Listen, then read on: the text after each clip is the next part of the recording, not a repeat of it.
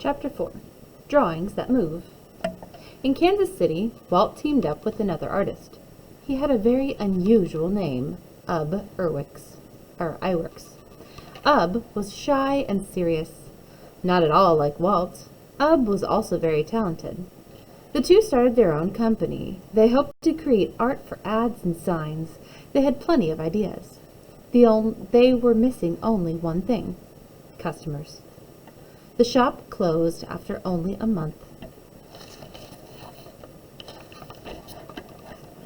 Soon after, Walt and Ub found jobs at the Kansas City Slide Company. It turned out to be a lucky break. The Slide Company changed Walt's life. He learned all about animation. Animation is a film of drawings that move. Cartoons. In 1920, cartoons were something new.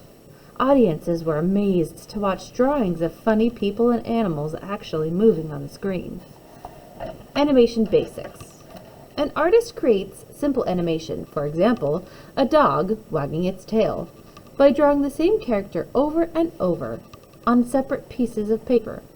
In each drawing, the position of the tail will be a little different. When the pieces of paper are flipped really fast, to the human eye, the tail appears to be moving. For films, professional animators create the illusion of motion by recording the scene changes frame by frame. Artists competed with each other to invent new techniques for cartoons.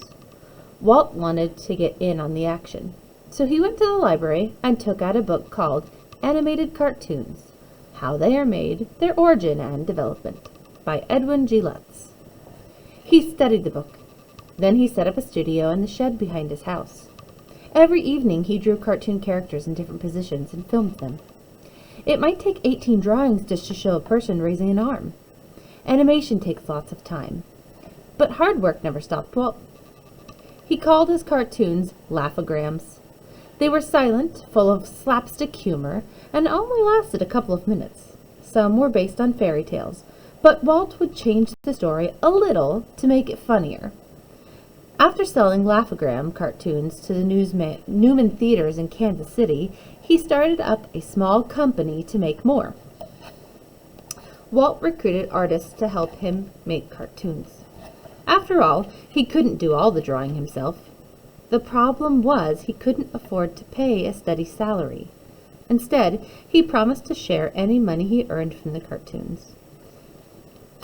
His friend, Iwerks, and a few other young men joined Walt in his new business. They spent the day drawing characters, making up jokes, and goofing around with the movie camera. Walt worked on one film called Alice's Wonderland. It was about a real little girl named Alice, played by a 4-year-old actress named Virginia Davis.